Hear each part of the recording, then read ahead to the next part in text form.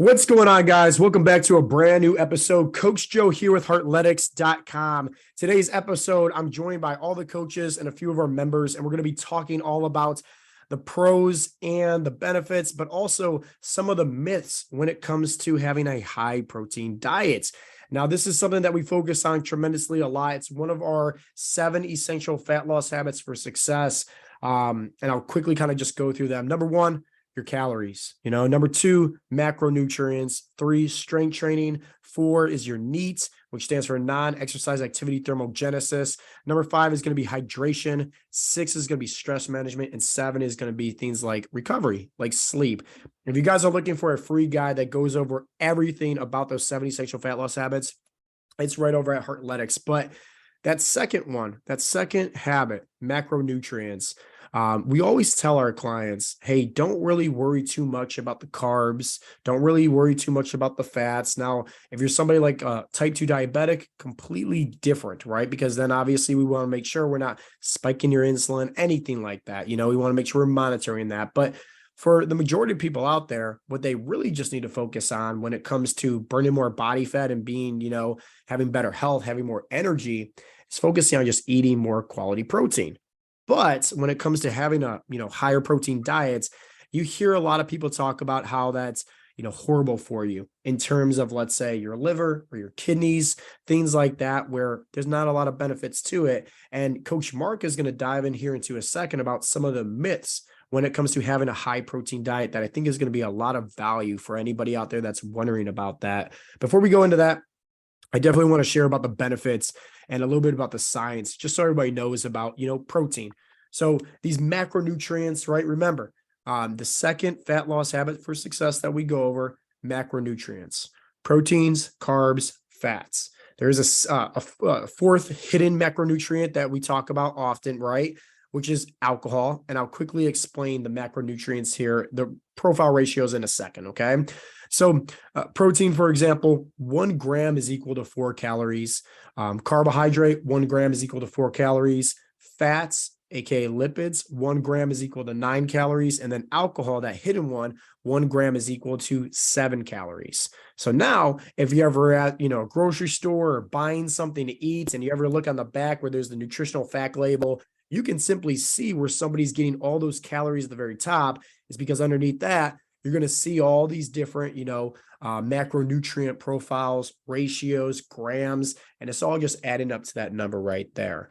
Now, the reason why we also tell people, hey, don't worry too much about the carbs, don't worry too much about the fats, is because they're just different energy sources. That's it. Like, yes, fats are essential. Do you need an abundance of fats and cut out your carbs completely? Absolutely not. But at the end of the day, a well-balanced diet really helps out somebody with getting in the best shape possible. Now, once again, carbs, fats, energy sources. Just think in terms of that. Typically, if you're doing some kind of resistance training, it might be best to have some carbohydrates. If you were looking for something that's a little bit, slower in digestion, but still prolong energy, fat sources. But balance is the key. Balance is the name of the game. Protein, however, this has a lot more benefits than all of the other different macronutrients out there, simply because protein, out of all the other macronutrients that I just mentioned, the carbs, the fats, and especially like the alcohol, protein is higher up on TEF, which stands for Thermic Effect of food. And I just want you guys simply understanding that, hey, when your body consumes food, right, it needs to go through the digestion process. It needs to break down calories in order to, thoroughly digest everything properly. Well, carbs are, and I think let's start with the lowest number, right? Fats is anywhere from about 2 to about 3% on the thermic effect of food ratio. Carbohydrates about 5, 6, maybe 7%, just depending on what type of carbs you eat. But protein is anywhere from like 22 to 25% higher, right, on the TEF scale, right, the thermic effect of food, meaning that the more protein that you're consuming, right, it's once again going to help your body burn more calories. Obviously, in this world, right, we want that, but also there's so much benefits to having more protein, like the amino acid profile inside of, a protein molecule. This is what's going to help you, right, speed up your metabolism, put on more lean muscle tissue.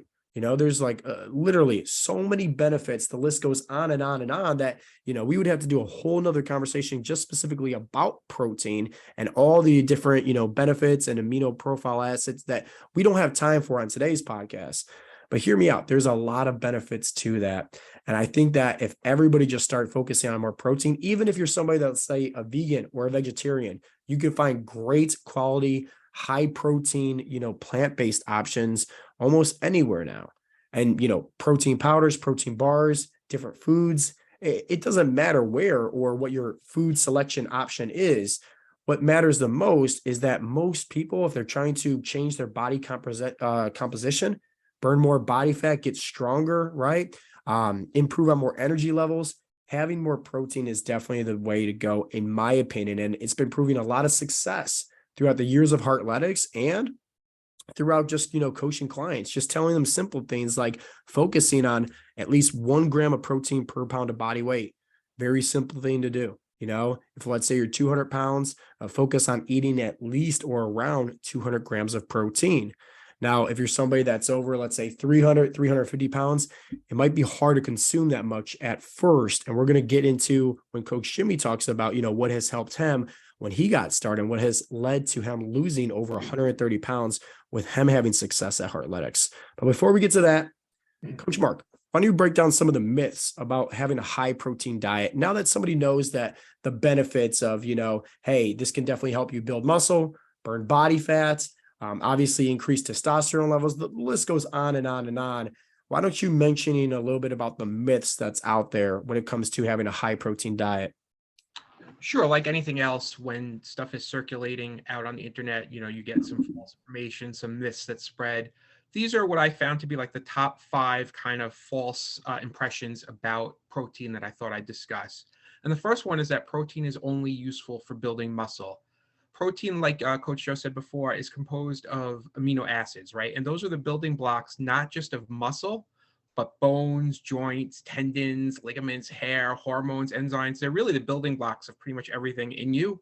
So protein supports, a healthy immune system. It supports body composition.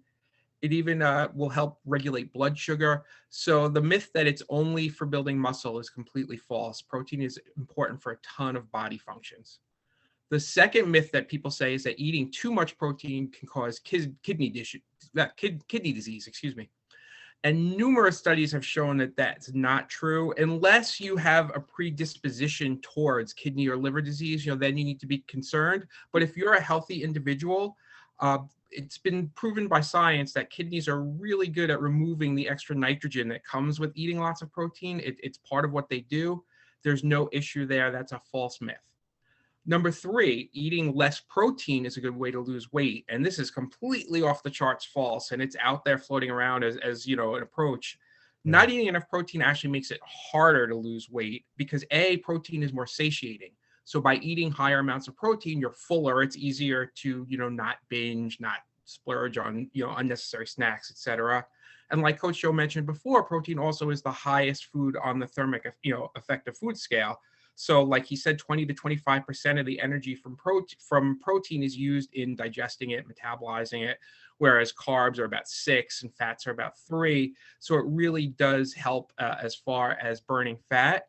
And then the other thing to consider when cutting protein as a way to lose weight is that most people who do that and lose weight are actually losing muscle, not fat, because you're lowering, when lowering the calories that come through protein, you're losing the ability to build muscle. And when you have more muscle, that actually contributes to burning more body fat as well. So it's actually kind of a self-limiting problem where you're cutting down on the thing that builds the muscle. Building the muscle helps burn more fat. So so cutting down on protein is just doubly impacting you in a negative way. Another myth is that protein turns into sugar, and evidence has shown that that's just not the case. Protein from most food and supplements are digested slowly in the body and broken down into usable amino acids like we talked about before. So research has shown that if you have a meal that has like 25 to 40% total calories from protein, that's actually helping maintain healthy blood sugar levels, not causing issues. So that's a myth that needs to be busted as well. And number 5, right, eating protein automatically increases muscle mass. There are people out there who believe that they can just, take in tons of protein and that's going to get them where they want to be. Protein's a fuel. It's helping you get where you want to be, but you have to combine taking in that protein with movement, with exercise, with physical activity, so that you're taking those building blocks and using them, right? You need to break down the muscle so that your body takes the protein and uses it to build that muscle back up bigger than before. You need to be active. So you can't just rely on simply eating protein and expect to see all the results. That is a major foundational piece, right? I mean, nutrition is the foundation to all of it, but you need to couple that with the activity as well. I love that. I love that. I love that. I love that. That was beautifully said, man. And yeah, two things that I want everybody to really understand. One, if you're cutting down your calories, like what Coach Mark talked about, with it being higher up on the thermic effect of food and also being more satiating, that helps out so much, right? Nobody wants to be hungry all day long just trying to lose weight, because that's not sustainable. But if you can feel fuller longer by just eating more protein, it's going to help you out big time. And the second thing was, I know a lot of guys that, maybe they do intermittent fasting because they hear about all the hype about doing that. But when they're not eating enough protein, and that's one of the downfalls to doing fasting, that weight loss could be loss of muscle, right? Which is not helpful at all for anybody's metabolism. Now, Coach Jimmy, right, you had lots of success, right? Losing over 130 pounds inside of our coaching program. And I know at first, right, the food, the nutrition, the protein, it was kind of hard at first, right? But then eventually it got easier. Why don't you kind of share with everybody a little bit about your experience, what has led to you having success inside of our coaching program, but also what is some great tips and value that you kind of share for somebody that maybe they're from the outside listening in, where it's like, man, I want to try to eat more protein, but I'm just struggling. Sure. Well, as you know, I started at 430 pounds this program, and when I was told I would need to eat, I think I started at 35% of my calories in protein, because I'm such a bigger guy. It's a large amount of protein, and it was quite shocking at first, and I was nervous about it. I don't know if I can do this. How am I going to eat all that? There's no way I can eat that much chicken in a day. But you quickly realize, with the support of the coaches and the other members and giving you ideas, that there's different ways besides chicken to get protein in. And the way that I was able to learn, and for me personally, make it work for me, was protein supplements. As far as protein powder, protein bars were big for me as far as getting that large number of protein in. Made it a lot easier. I was able to work it in through my day, is split up with work, busy hours, do a quick protein shake with 2 scoops, 60 grams of protein. So it really is a personal preference. Once you gain the knowledge, which you will definitely get from all the coaches, from the other guys in the group, to implement that in how it fits best into your life. If you're not someone, there is people who don't like using protein powder and eating it. They like getting it from Whole Foods. And something that's great nowadays is there's a lot of companies that focus on making higher protein foods. Like, for example, Quest makes a protein chip where you can get a small bag of chips, and it has 19 grams of protein in it. So there's a lot of great, good foods out there to where you can get that protein in, and it makes it a lot easier. I mean, I was 430 pounds, that those taste buds don't just change. So it's really nice to have those options with higher protein with good tasting food. Yeah. And you, myself, and Mark also did a podcast, right? Going over whole foods versus processed foods. I'm going to have that linked at the end here on the YouTube. So that way, if anybody wants to, dive into more information about that, pros and cons, that's a great informative podcast that we did. Jimmy, real quick before we go to Jeremy, a little bit about strength gains, because this dude's a monster in the gym, and then with energy levels. Jimmy, I know in the beginning it was hard, but would you say that maybe just being consistent with it trusting the process, eventually you didn't feel so full and bloated all the time from eating all the protein. It eventually got so much easier. Oh, absolutely. Yeah. At first it was tough. You feel bloated, you feel full. You're not used to eating that much and having that much. And about a couple weeks in, it starts, as long as you're consistent with it, it becomes easier and easier. And it's at a point you actually become more hungry, which is a great thing because that means your metabolism is firing up, which is the goal here. So if you just stick with it, trust the process, be consistent, it's going to start working. And then I think I started out at 35%, went to 50%. So I eat more protein now than I did when I first started. Yeah. And that's one of the biggest keys because we understand it can be a struggle. It's obviously, once again, higher up on the thermic effect of food. So it's slower down with digestion. Your body has to utilize more energy just to break it down. But at the same time, just hear me out. You might be feeling kind of bloated. You might be kind of feeling full. Just stick with it, right? Just like what Jimmy says, after a few days, maybe a few weeks, your body adjusts to that. Your body's a machine. It's always going to adapt and adjust. And so when it does, that's actually the first sign right there that your body's metabolism is adjusting and speeding back up, which is good. Now, Jeremy, let's finish with you, brother. Coach Jeremy, you've had tremendous amounts of strength gains. You talked about more energy levels, everything like that. And obviously today's topic is all about protein. Would you say that maybe that has went hand in hand with maybe like recovering after your workouts, making sure that also you have more energy throughout the course of your busy lifestyle, busy day, with just the nutrition aiding in that? Absolutely, because pre-Heartletics, I spent 5 years running on the hamster wheel, going in, putting an hour workout in, trying to think I was doing what I needed to do on my own and drinking 20, 30 grams of protein when I was done. And that was the basis of my protein. If I got something in my regular food, then I got it. If I didn't, I didn't really know much about the thermogenic effect of food and things like that. But now, getting into Heartletics, learning how this works, seeing what protein does for my recovery.